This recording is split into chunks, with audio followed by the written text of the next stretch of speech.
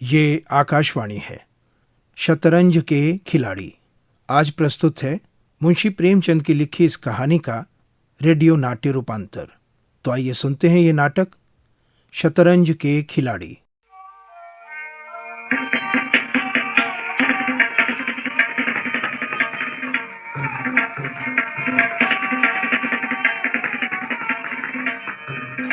वाजिद अली शाह का समय था। लखनऊ ऐश के रंग में डूबा हुआ था। छोटे बड़े, अमीर गरीब सभी राग रंग में और खेल तमाशों में मस्त थे। दुनिया में क्या हो रहा है इसकी किसी को खबर न थी।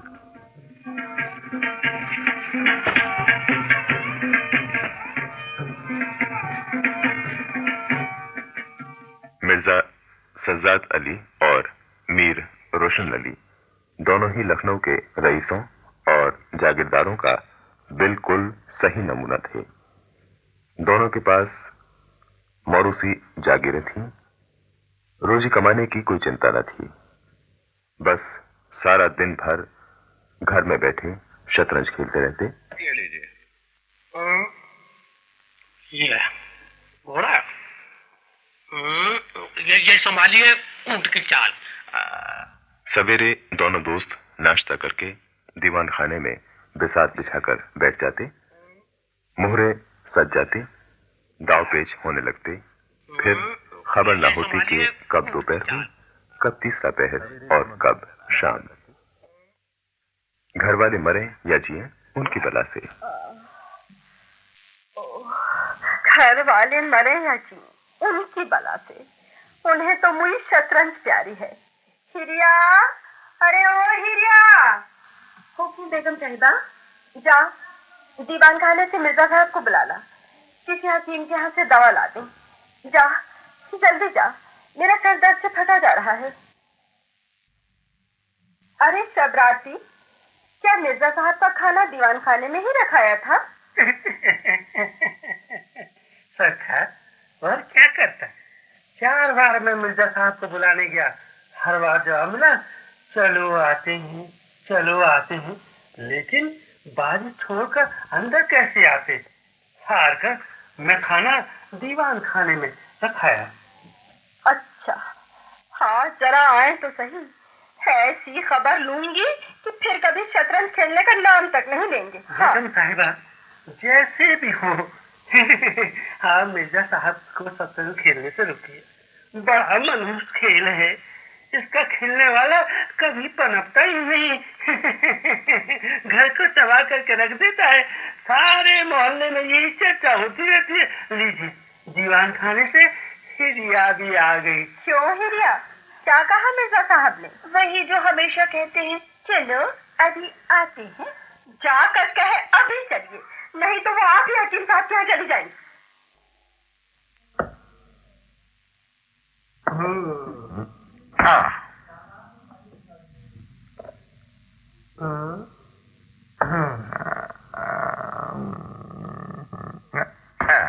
सरकार, बेगम साहिबा बहुत खफा हो रही हैं।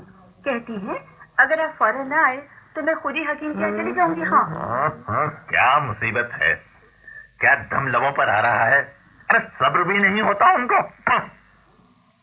अरे भाई मिर्जा साहब, जाकर सुन ही आइए।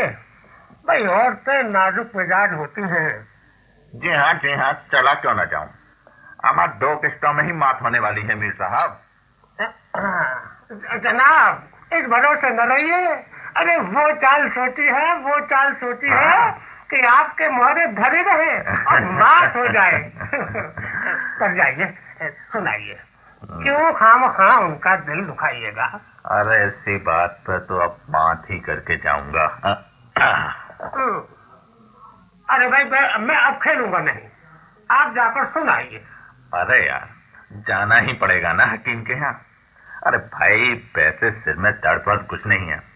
बस मुझे परेशान करने का बहाना है।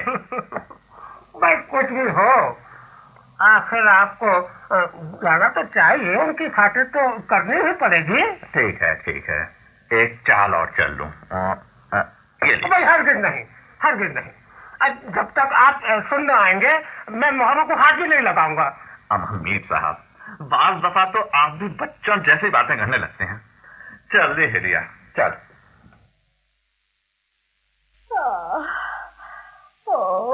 अरे बेगम कैसी तबीयत है? अरे हटो, तुम्हें निगोरी शतरंज इतनी प्यारी है, चाहे कोई मर ही जाए पर उठने का नाम ही नहीं लेते। अब क्या बताऊं बेगम, मीर साहब मानते ही न थे।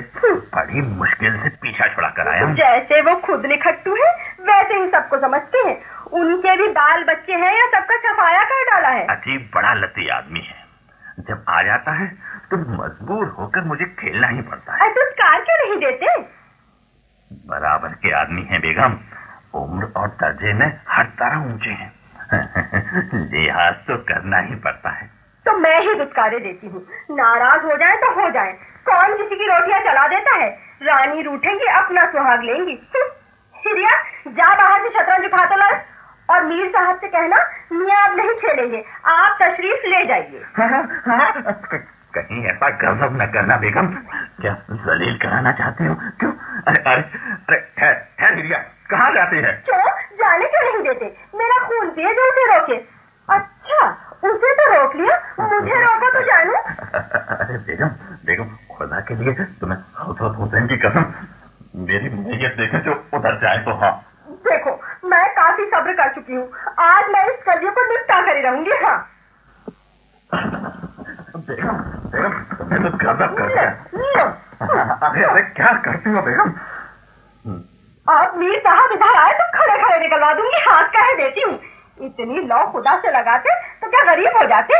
आप तो शतरंज खेले और मैं यहाँ चूल्हे चक्की की सिक्के में सिर खपाऊं। लो अब जाते हो हकीम के यहाँ की फिर भी इनकार है। नहीं नहीं क्या कह रही हो बेगम? बस जा तो रहा हूँ, सिर दर्द है ना? हाँ। अरे हिरिया जरा लपक कर देखना तो मिर्जा साहब किधर गए हैं? हाँ बेगम साहिबा, वो तो मीर साहब के घर की तरफ जा रहे हैं। जरा वापस आए तो सही, आज ऐसी खबर लूंगी कि बस।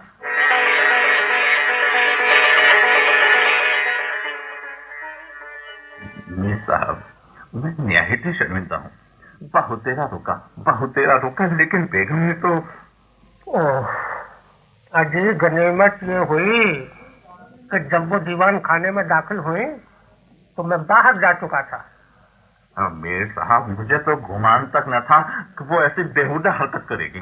पर मिर्जा साहब, अरे मैंने तो जब उन्हें बाहर आके देखा तभी टाल गया, अब फौरन भागा। बड़े गुस्सैल मालूम होती है, मगर आपने उन्हें यूं से चला रखा है, ये मुनासिब नहीं। भाई उन्हें ऐसे क्या मतलब कि आप बाहर क्या करते हैं? घर का इंतजाम करना उनका काम है, दूसरी बातों से उन्हें क्या सरोकार? खैर मीर साहब अब ये बताइए कि जमात कहाँ होगा? अरे भाई इसका क्या गम, इतना बड़ा घर पला हुआ है, बस यही जमे। लेकिन बेगम साहिबा को कैसे मनाऊंगा? अम्मा जब घर पर बैठा रहता था तब तो वो इतना बिगड़ती थी, यहाँ बैठकें होंगी तो शायद जिंदा ही ना छोड़े। अजी जाने भी दीजिए भाई, 2-4 रोज में आप सब ठीक हो जाएगा। हाँ आप इतना जरूर कीजिए कि कल से आप जरा तन जाइए। अच्छा तो ये तय हुआ कि कल से आपके दीवान खाने में ही जमाव होगा, लेकिन आपकी बीवी को तो कोई एतराज नहीं होगा? अजी तौबा कीजिए, तौबा कीजिए। अब मेरी बीवी आपकी बीवी जैसी नहीं है। उस खुदा की बंदी ने तो आज तक मुझे कभी शतरंज खेलने से नहीं रोका, बल्कि जब कभी मुझे आपके यहाँ जाने में देर हो जाया करती थी तो वो खुद मुझे याद दिला दिया करती थी।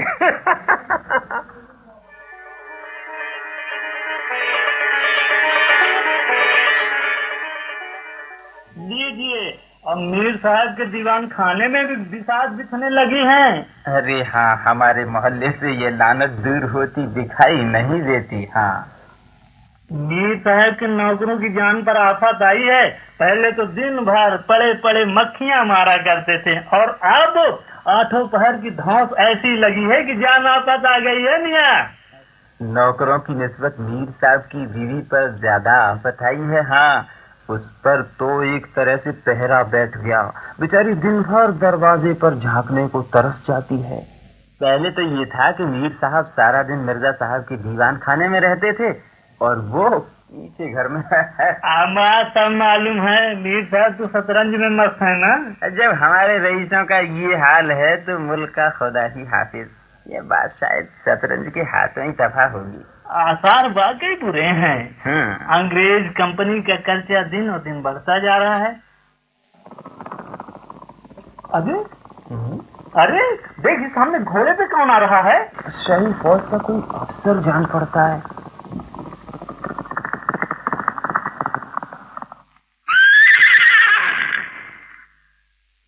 ये लीजिए मिर्जा।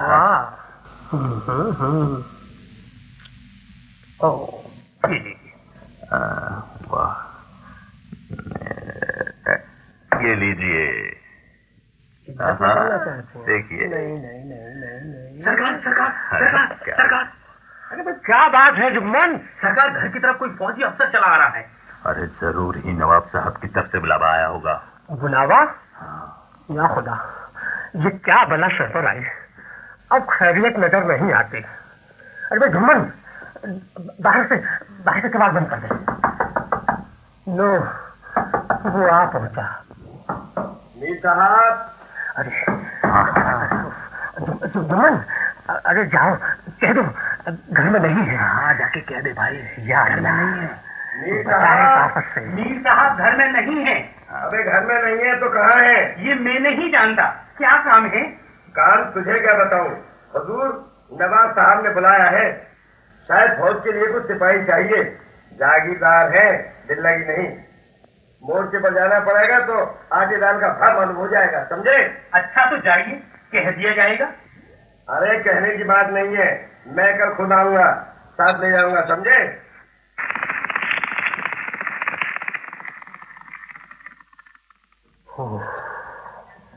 गया मिर्जा साहब। अब आप क्या होगा? मेरा तो रोया रोया कांप रहा है। अरे बड़ी मुसीबत है जनाब, कहीं मेरी भी तल्ली न हो। अरे कमबख्त तो फिर कल आने को कह गया है। आफत है और क्या। अब कहीं मोर्चे पर जाना पड़ा ना तो बेमौत मर जाएंगे। हाँ। बस यही एक तदबीर है। वो क्या? उसके घर पर मिलो नहीं। वाह, क्या सूझी है। क्यों? कल से गोमती पर कहीं वीराने में नक्शा जमे। अरे वहां किसे खबर होगी? हजरत आकर लौट जाएंगे। वल्लाह, आपको भी खूब सूझी। इसके सिवाय और कोई तदबीर ही नहीं है।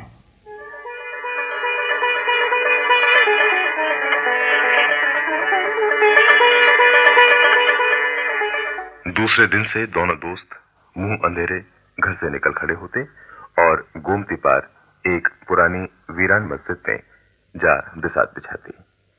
खेल में ऐसे मगन होते कि दीन दुनिया की फिक्र न रहती। इधर कंपनी की फौजें लखनऊ की तरफ बड़ी चली आ रही थीं।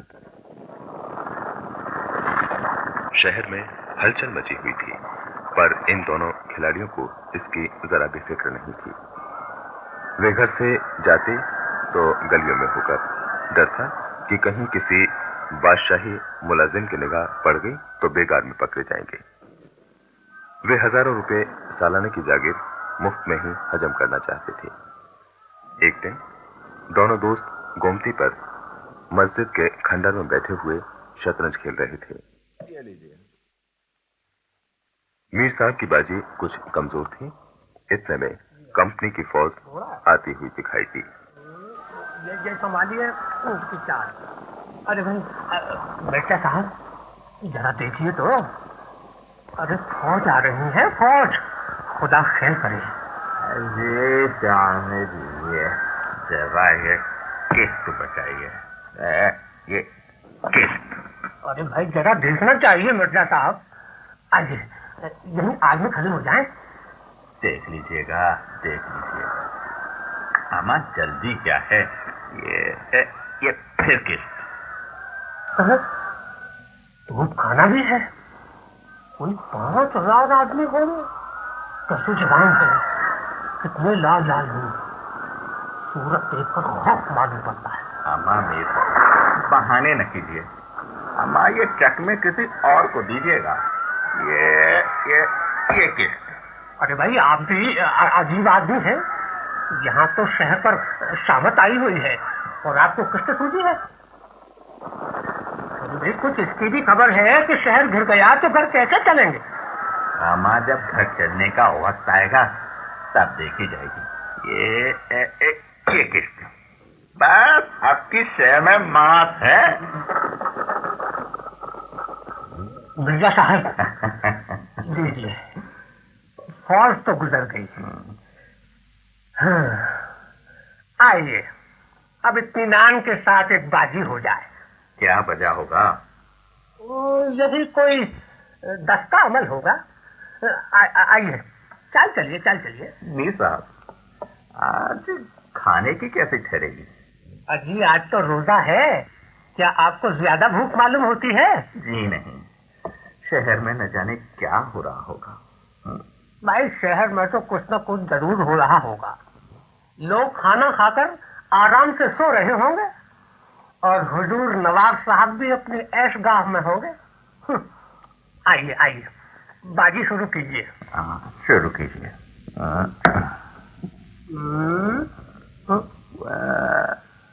ये चलिए आप। घोड़े की चाल चली आपने। तो लीजिए ये पैदल को संभालिए।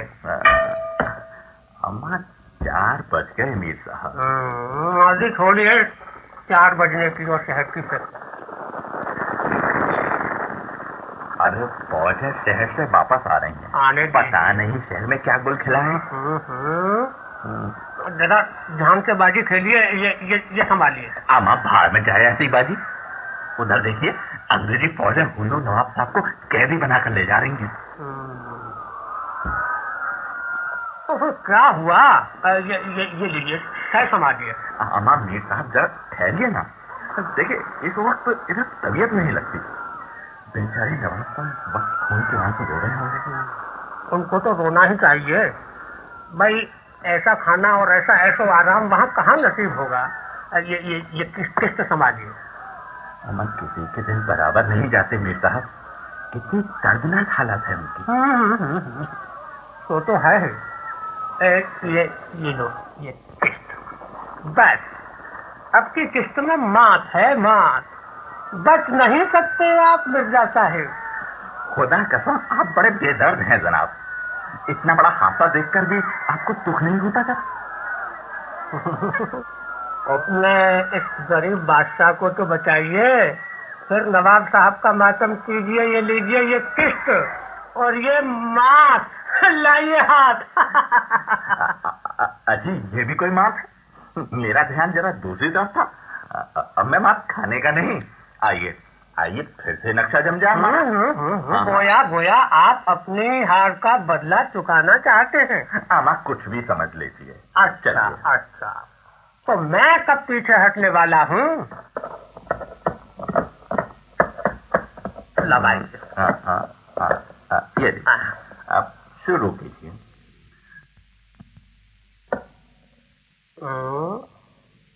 ये लीजिए। अम्मा देखिए मेरे पास, आप चाल न बदला कीजिएगा। ये क्या कि एक चाल चलो और फिर उसे बदल दिया। अरे जो कुछ चलना हो एक बार में चल दीजिए। भाई मिर्जा साहब मुझे लगता है कि आपको कुछ वहम हो गया है। 3 बार आप बाजी हार चुके हैं और शायद इसलिए कि अब ये चौथी बाजी। खैर वो तो बाद में देखा जाएगा। ये आप मोहरे पर हाथ क्यों रखे रहते हैं? देखिए मोहरे को छोड़ दीजिएगा। जब तक आपको चाल ना सूझे मोहरा छुइएगा भी नहीं। हाँ खूब, जब तक चाल न सूझे। मिर्जा साहब ये लीजिए ये किस्त बचाइए। अम्मा मीर साहब आप एक चाल आधे घंटे में चलते हैं। ये ठीक नहीं है जनाब। जिससे एक चाल चलने में 5 मिनट से ज्यादा लगे ना तो उसकी मां समझी जाएगी। ये क्या? आप तो फिर चाल बदले। अरे चुपके से मोहरा वहीं रख दीजिए जनाब। अम्मा रखिए भी। भाई मैंने चाल चली ही कब थी मिर्जा साहब? अम्मा आप चाल चल चुके हैं, मोहरा वहीं रख दीजिए। उसी घर में रखिए। हाँ हाँ हाँ वही। उस घर में क्यों रखूं? हाथ से मैंने मोहरा छोड़ा कब था अम्मा? अम्मा मोहरा आप कयामत तक में छोड़े तो क्या चाली ना होगी? अम्मा फर्जी पिटता देखा तो धांधली करने लगे हैं आप। धांधली? हाँ। अरे धांधली तो आप करते हैं भाई, तकदीर से हार जीत होती है, धांधली करने से कोई नहीं जीतता।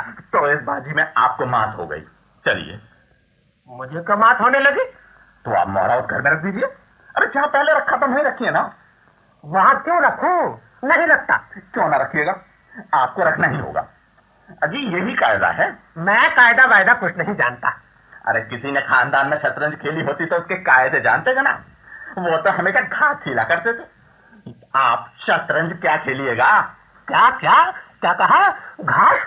अरे घास आपके अब्बा जान खेलते होंगे, यहाँ तो पीढ़ियों से शतरंज खेलते आए हैं। अजी जाइए भी, वालिदुद्दीन हैदर के यहाँ बावर्ची का काम करते करते उम्र गुजर गई। आज रईस बनने चले हैं। अम्मा रईस बनना कोई दिल लगी नहीं है। अरे क्यों अपने बुजुर्गों के मुंह में कालिख लगाते हो मिर्जा? अरे वे ही बावर्ची का काम करते होंगे। यहाँ तो हमेशा बादशाह सलामत के दस्तरखान पर खाना खाते चले आए हैं। हाँ, अरे अम्मा अम्मा बहुत बड़बड़ कर बातें न करो। जवान संभालिए वरना बुरा होगा। मैं ऐसी बातें सुनने का आदी नहीं हूँ। यहाँ तो किसी ने आंखें दिखाई कि उसकी आंखें निकाल ली। है हौसला तो आप मेरा हौसला देखना चाहते हैं तो फिर आइए आइए। अगर यहाँ हौसला हो ही जाए तो यहाँ तुमसे दबने वाला कौन है? तो आइए निकालिए तलवार।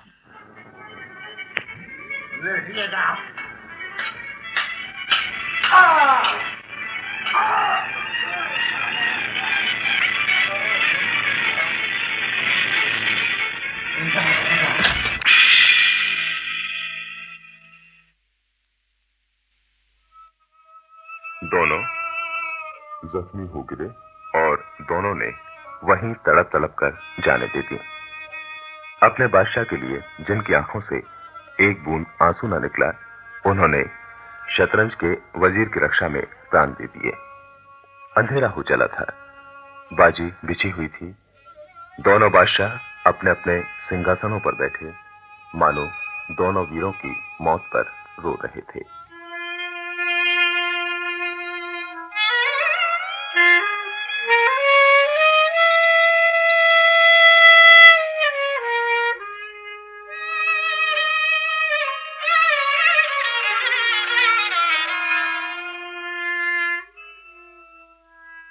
शतरंज के खिलाड़ी। अभी आप मुंशी प्रेमचंद की लिखी इस कहानी का रेडियो नाट्य रूपांतर सुन रहे थे। इस नाटक की रिकॉर्डिंग हमें आकाशवाणी के ध्वनि अभिलेखागार से प्राप्त हुई।